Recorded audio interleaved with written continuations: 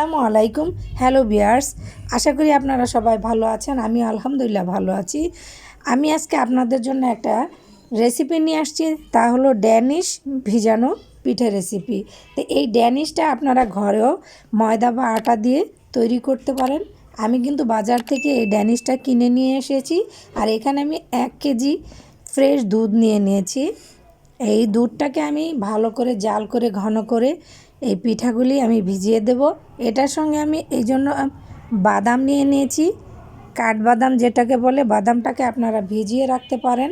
এই বাদামটাকে ভিজিয়ে উপরের চামড়াটা উঠিয়ে নিয়ে তারপরে এই পিঠা রেসিপির মধ্যে দিয়ে দেবেন।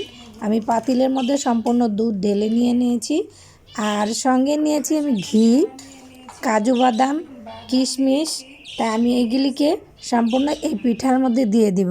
চলুন তাহলে আমি এই দুধটা আগে জাল করে নিয়ে আসি, তারপর আমি কিভাবে এই পিঠাটা তৈরি করি।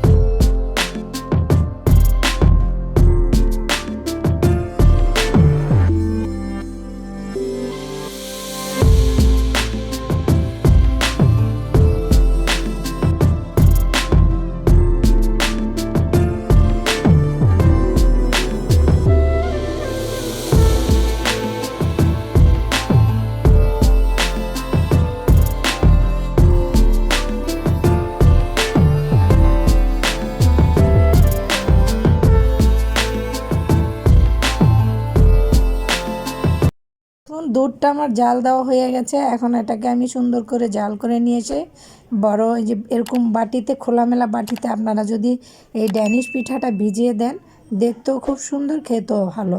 আমি এখন এই গরম গরম দুধের মধ্যে এই ড্যানিশটাকে ভিজিয়ে দিলাম।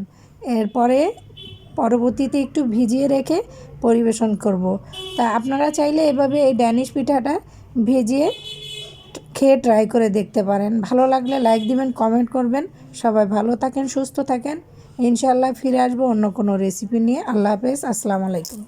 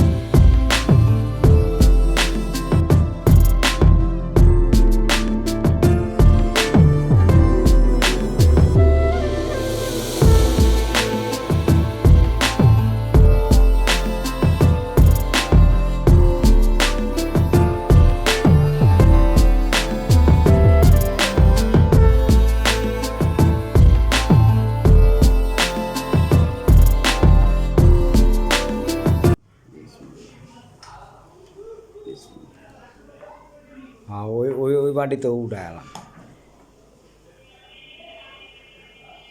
খা খা কাছে আনো, কাশি একবার ক্লোজ নাও, একবার ক্লোজ নাও, একবার ক্লোজ। তুই তো তোর চেহারা দেখা যাবে না। চেহারা না, তুমি এটা ফোকাস করো।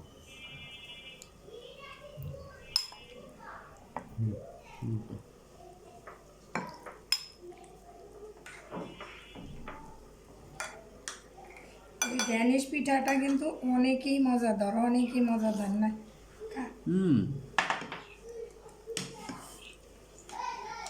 অসাধারণ না?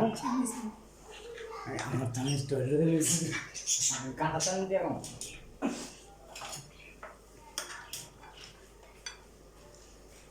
না আমি গেলে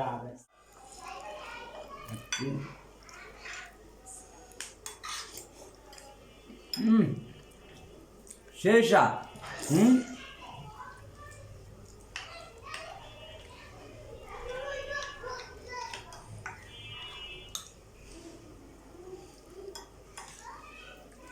সেই স্বাদ না ভাইয়া?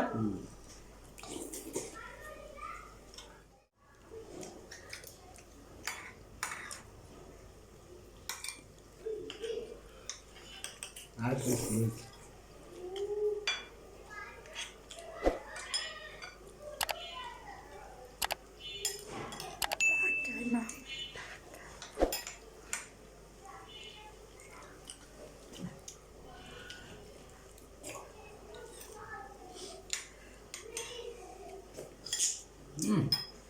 অসাধারণ ভাই আরেকটা দেবো ভাই আর দে ভাই আরেকটা না, হুম top taste.